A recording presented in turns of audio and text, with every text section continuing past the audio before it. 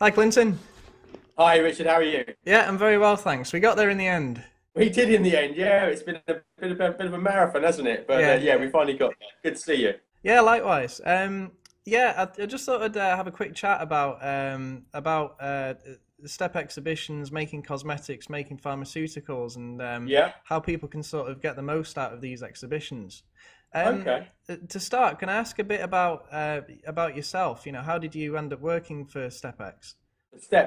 Well, long story short, I used to run a business down on the south coast, down in Bexhill, Yeah, just outside of Hastings. For anyone that doesn't know Bexhill at all, it's not unusual that you wouldn't. And I stopped that business in 2013. And I took a few months out, and I started sort of thinking, well, I better start doing something with this time that I've got on my hands. So I actually put my CV in with an agency in Tunbridge Wells, and I got a call. In fact, literally about 2 days later, and I think my CV had been seen by Bob and Sue, the two owners of Step. They asked me to come in for an interview, and kind of long story short, basically we got on. I found Bob to be an interesting man to sort of speak to and be around, and we thought, well, let's see how it goes. And 2 years later, here I am. I think it pretty much is almost 2 years to the day almost that I've worked here now. So oh, good stuff. yeah. How long has Step been going? I think I couldn't tell you the exact time, but I think it's well over 20 years now that Right. Step has been. I think 1991, I believe. I'm sure I'll get berated later by Bob if that is incorrect, but I believe heard him mention 1991, so many years now. Bob obviously used to run events for another organisation. He actually launched the very first in cosmetics. I believe he launched that up in Birmingham, Yeah. and you can all see the sort of event that's become these days. So yeah, I mean it's been well over sort of 20 years, Oh, and I good stuff. believe Colin the cactus, he sits upstairs on the windowsill, has been with them ever since. So we look after him and make. I think he's the step totem, so we make sure he's well looked after. Oh, good stuff. So there's quite a lot of different exhibitions in the group then. There are, yeah, we cover a wide number of industries. We can't claim to be experts within them, but you learn a fair amount of them Yeah. as you go in. As I've learned with sort of brimstone and fire with making pharmaceuticals. So, but yeah, we do, and we find sort of like it's great because you get to meet a lot of interesting people, obviously, and of course there's some crossover with these industries. So you tend to sort of like be sometimes speaking to one person, they'll be saying, then what about this? That's actually how making pharmaceuticals came about, and the conversation that was had at making cosmetics with a Yeah. guy, Jim Tyzak, that is sort of very active in the pharmaceutical industry, and he and Bob had a conversation, and suddenly making pharmaceuticals was effectively born out of that last year, and then sort of like we've only had the one event, but it's been very successful. So looking forward to the next one now in a couple of months' time. Yeah, no, that's natural progression, really. Yeah, really. Yeah, no, I mean, for us, we're a chemical manufacturing company, but we are sort of going into pharmaceuticals and cosmetics around a similar time because, if you want to get into the markets, you need certain facilities and to work within certain frameworks. For example, you need a clean room if you're going to handle products, appropriately, and yeah, you can sort of kill two birds with one stone sometimes. But no, we may. I know we went to making pharmaceuticals last year. But I think we're going to go again, but only as visitors. We're not exhibiting yet. We're starting with making cosmetics. Yeah. But yeah, the intention is. I mean, what we did as a company is we promoted ourselves sort of online, and we did a lot of word of mouth and things. But we sort of never really got into exhibitions and conferences and things. And that's something that on the last business plan, which is that thing behind me there, we said that we'd really have a push over the last 12 months to try and get out there, get face to face, and it's good for networking, and you get a lot of referrals. You can see it's not just customers either; it's potential suppliers, and you can see the latest machinery and trends and everything. I think it's great exhibitions, and looking forward to getting involved. How many exhibitions do you go to a year? I go to quite a few now, as you can imagine. It wasn't. I mean, it was. There was a fair number just from making cosmetics. But obviously, with me doing the two events now, it's important that I get out and I see people because. I mean, my personal opinion is that you sort of the best sort of interaction and business and networking is done face to face. Yeah, Phone calls, definitely. emails are great, but until you speak to somebody and you can actually sort of have a proper conversation and sort of basically interact as human beings. I think we've almost lost the art of interacting with each other. I reckon on average I go between 10 and 12 a year. So one a month. Most of those are UK based, but obviously there's a number that take place on mainland Europe. Particularly for the pharmaceutical industry, and also things like in-cosmetics, Cosmoprof, that kind of thing, which generally are European events anyway, so you need to sort of hop on a plane, or in my case, when I go to Paris on the Eurostar, I hope it doesn't stop in the tunnel and get to the other side. So yeah, on average about 10 events a year, but I would imagine as the two events grow, making cosmetics and making pharmaceuticals, as they expand and grow, that that number will probably go up in future. And obviously, if you look at new events in place, then again, it's sort of, I think I'll spend a lot of my time in the air on a train. So you have to start collecting air miles and loyalty points. Yeah, I think I got myself on business class. No, we went to CPHI last year. I think we bumped into you there. Yeah, I think we bumped into each other there. Yeah. Yeah, it was. What struck me was the sheer size of that place. I mean, it's a truly global conference. It was enormous. You know, it's frightening when you get there because especially if you turn up and sort of like with a plan. As I always make a plan to go, and you think, right, I'm going to see X, Y, and Z. Yeah. And unfortunately, you forget that A, B, C, D, E, F, G, and the rest of the alphabet are going to be there as well. But it's a monster of an event, and I think sort of it's a great event, and sort of I think sort of looking at things something like making pharmaceuticals, which offer a slightly more intimate opportunity to actually sort of speak to people. CPHI is a real eye opener when it comes to sort of huge worldwide events. So hats off to the guys that organise that because it was a logistical nightmare. Let's put it that way, I would imagine. So.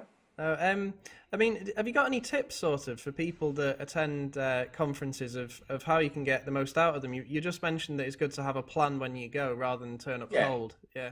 I think you need to have a plan. You need to sort of have a shared sort of objective as a company, and I think everyone needs to buy into that objective, and I think everyone needs to be made aware of that objective. There's nothing worse than sort of having a stand where you've got two guys in senior management that know exactly what you want to get out of the exhibition, but then your sales team or some of the other people that you might have on your stand are sort of like looking around thinking, what do they really want to achieve?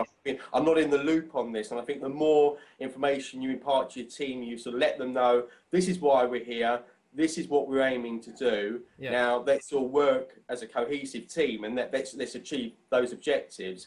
You'll always get more out of it. And there's some sort of like, there's some small things as well. Like, I walk around a lot of events, and there's little things that you look and you think, sort of, especially with so many people milling around that are visitors and attendees, sometimes it's hard to know who's on the stand and who's actually just attending. So maybe something simple like perhaps dressing the same. I'm not saying, well, turn up in an identical t-shirt, but have a sort of a uniform, if you like, as an organisation, even if it's just a name badge or something, so that an attendee can identify who you are, and straight away they know, right, I can approach you. Because sometimes you walk up to a stand and there'll be two people having a conversation. It might be two people that actually are manning that stand, but you might think, oh, he's talking to a customer, I'm not going to stop, I'm going to walk by.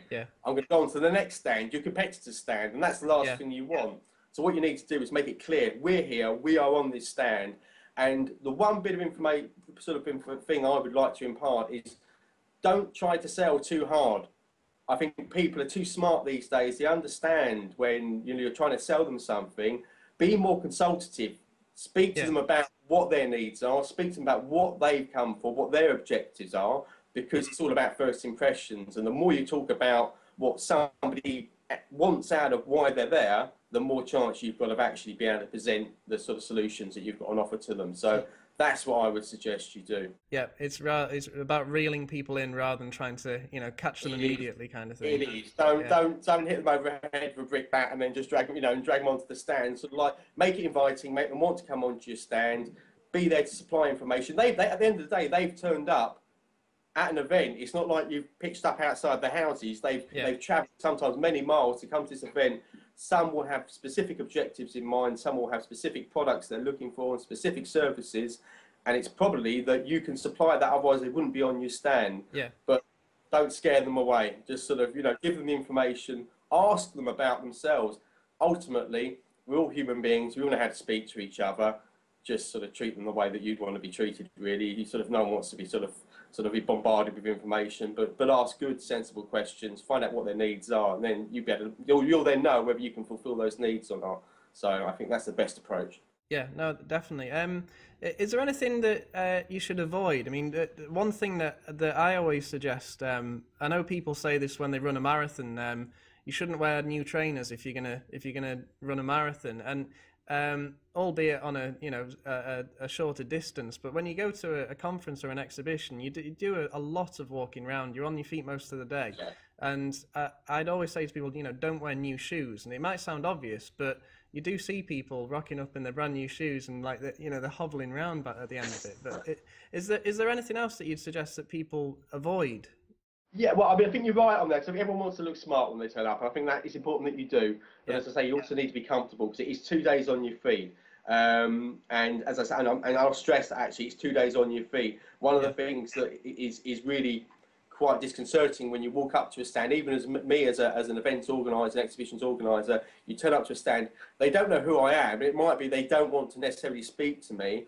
But if you're just sitting down and you remain sitting down, you look very unapproachable. Definitely, yeah. So I would suggest sort of as much as you can, you're going to need to take breaks. And I think that's something for the management team to put in place to know when people are going to go on specific time breaks so they can have sort of 10 minutes away from it. Because these are air-conditioned sort of aircraft hangar-sized places most of the time. And you do need that bit of fresh air just to get your head together and get sort of back in and get your focus back onto the job at hand. My biggest bugbear is people eating on a stand. I think it does look awful, and I've encountered that very recently actually at an event that I've been to up in Birmingham, and I actually spoke to somebody, and all they did was stand with a sandwich in their hand and spoke to me whilst between bites, and I was thinking, goodness me. Yeah. If I wanted to place an order, it's gone now because I'm here and there are a number of your competitors here, and the guy over there, he's alert, he's ready to speak to me, he's not eating, he's not sort of showing me what he's having for lunch, so I'm going to go and speak to him. But things like that, keep your stand tidy as well. First impressions count, and very often, first impressions they are what they say on the tin. It's a first impression. So if somebody turns up to your stand and it's sort of like there's a half-drunk bottle of Lucozade in the corner, an empty crisp packet on the floor, it just doesn't look right. So maybe give somebody the task of moving around your stand, picking up all those bits, putting them behind. If you've not finished your drink, put it behind something. Don't have it on show.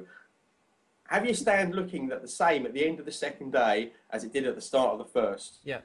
That's a good bit of sort of advice that I would impart. Really, is just sort of portray the company in its best light, and I think you won't go far wrong. It looks more inviting. Nobody wants to walk onto a sort of a half full rubbish shell. So no, I mean, if someone's actually eating in front of you, it's almost I'd consider it not disrespectful, but almost unprofessional. But I think that's especially true in the sort of cosmetic pharmaceutical realm, where it's all about being as clean as possible and having really robust sort of cleaning procedures and things. So I think that's particularly relevant. What would you say the characteristics of a good exhibition stand are? I mean, everyone gets, say, I don't know, 3 meters by 3 meters, or 6 by 3, or if you've got that much space, how do you really get the most out of it? What should you put there? I would suggest you try to keep it as uncluttered as possible. I mean, you want to put across information. It needs to be clear and concise information. You want to obviously you're there to get a message across and to get your brand across very often. But a lot of that should be done verbally. You don't need to have, sort of like War and Peace written on board, stuck at because let's be honest, no one's going to take the time to read all of that writing. And if anything, it just looks a bit odd because you walk past, you think, blimey, they've literally just put out the entire company profile and printed it up in A4 sheets and just stuck it to the back of the stand. So I would say keep that sort of information, sort of keep it clear, keep your message clear and brief, so that straight away you can look at a stand and go, that's what they do, that's what's on offer, they're the people I want to talk about, because I can see straight away they've got what I need. Get your brand front and centre and represent your brand in a way that you want it to be represented. Don't sort of, turn up with one mug and just as, like I say, a printed off bit of A4 and stick that to the back. Plan it. You know, if you plan ahead and you know how you can draw it out on a piece of paper. This is how I want it to look. Yeah. So that you get there, as long as you turn up with the correct material, your stand is going to be there anyway. Yeah. Everything you need to exhibit is going to be there. All you need to bring is your corporate stamp, and that really is down to you as a company to know what that message is, to know how you want that to look, and to put it out there on public. This is you're on public show now. You know, you're in front of effectively the industry you're looking to connect with. So a little bit of planning, and when I say planning, you know, literally it's sort of like a 20-minute sit down for a few people going, this is what we want to say, this is how we want it to look, let's make it look like that. But just keep it simple. Don't go too over the top. Don't overthink it. Yeah. You went to CPHI, there were some spaceships on offer there. Oh, it's crazy. Four-story monsters, and you think, wow, how did that even get in here? But I always like the sort of simple, clean, smart-looking stands because you just know that generally that the people that are running that have got a very clear idea of what they want to achieve and what their own business is. So oh, definitely. Yeah, no, it's a reflection of your it's at the very sharp end of business. You know, it's what everybody else sees. It's like your website. You know, it's what the customers are looking at. So it's imperative to get it absolutely spot on. Can you just give us a rundown then on making cosmetics and making pharmaceuticals? When are they both on? We've got Making Cosmetics is taking place at the Rico Arena up in Coventry. Once again, Coventry City's football ground. I think they were kicked off for a short while, but they're back there now. Right. And that's on the 24th to 25th of March this year, obviously. And doors open at 8:45. Yeah. So get there early, and there'll be some free parking if you get there before 10 o'clock. Okay. And I believe there's also a free coffee and a bacon roll for the very early risers. So well worth getting there early for that. Making Pharmaceuticals is up at the National Motorcycle Museum, which is in Birmingham, I believe, Solihull, and that's on the 28th to the 29th of April. That's a great venue. If you're into your motorcycles, you've got to come, even if it's just for the motorcycles, because it's fantastic. It's a lovely, intimate sort of venue, so everyone gets a chance to sort of speak to each other. And there is free parking both days for that event because they don't charge at the National Motorcycle Museum. And it's easy to find. It's straight off the roundabout. Yeah. So. There are other. It's not just an exhibition, is it? There are other aspects to it. I know the speaking engagements and the seminars as well. Can you just touch on them as well, please? Yeah, I mean, there's sort of I think Making Cosmetics is probably one of the most comprehensive technical seminar programs that you'll find at any event. I think there's 75 plus topics being covered over the sort of 2 days of Making Cosmetics. That's a lot of information. It is a lot of information, but it's sort of I suppose we're covering quite a wide area because you know it's the whole sort of manufacturing process of a cosmetic product, and you need to sort of cover it all the way through. So we try to give as much information as possible and make it as attractive as possible to the industry. Likewise, Making Pharmaceuticals, even that again has got a huge amount of technical content. A lot of that this year is being offered and contributed by various sort of industry organisations such as EXIPACT, the IMECE, the sort of Institution of Mechanical Engineers, IPEC Europe. So we've got some fantastic seminar content to be had at both events, as well as the seminars. We've got things like the Making Links, which is sort of like it's an informal drinks reception that takes place on the first afternoon at both events. So have a look, have yourself a beer, meet the other exhibitors, meet the attendees that are still there, and have an informal chat. I'll have to go to that. Yeah, I think so. And we've got the dinner, of course. I think we got your form in yesterday, so hopefully I'm back on your table for the Making Cosmetics dinner. And we also do a dinner for the speakers at Making Pharmaceuticals. Right. And this year at Making Cosmetics, actually, we always have a mixing demonstration to show how sort of shear mixers work in the whole process of producing a cosmetic product. But this year we've actually got a guy that's doing technical presentations on a web app that he's developed, which will really actually cuts a lot of time to market for people sort of that are developing cosmetic products. and helps you out with EU regulations, and nobody likes an EU regulation. So yeah, it's really great. So we've got tech demonstrations, we've got mixing demonstrations, we've got all kinds of networking opportunities, seminar content, fantastic exhibitions. So there's lots to do in the 2 days. There is a lot to do over the 2 days of both events. This is exactly why you should plan ahead, because Yes. we've started having the meetings here. You know, there's 6 of us going to Making Cosmetics, and we've agreed, 2 people on the stand at all times, so that we're going to constantly rotate, so everyone can have a break, like you say. But we're also trying to we've gone through all the different seminars and presentations, and we're trying to juggle everyone's time so that we can sort of make the most out of them as well. But we haven't done name badges, or at least branded badges. So that's definitely something I've got out of this. Something you need to get on to then. Yeah, it's on the list. It's well worth it to say. Just let people identify exactly who you are. It's know, and as I say, and then when they're walking around, when they're going to get a coffee or wherever they go, it's front and centre. Yeah, no, that's a really, really valuable tip. Thanks very much. Yeah. I have to put a little shameless plug at the end for ReAgent. We're on stand 103 at Making Cosmetics. Oh, indeed. Looking forward to having you guys there for the first as well. Yeah, the first of many, hopefully. Yeah. Yeah, great. definitely. Cool. Right at the front. I don't think anyone's going to miss you. You're right by the entrance. So. I know. Yeah, it's if there was one spot we could have got, I think we were lucky. But yeah, no. I think so. Yeah. No. Yeah. Okay. Well, thanks very much for that, Clinton. And I'll see you at Making Cosmetics, I think, next. So you will. Nice one. It's about that 3 weeks time. About 3 weeks time. So yeah, no, looking forward to it. Thanks for the opportunity for speaking about the 2 events. As I say, we look forward to a successful event for ReAgent and everyone else that's involved.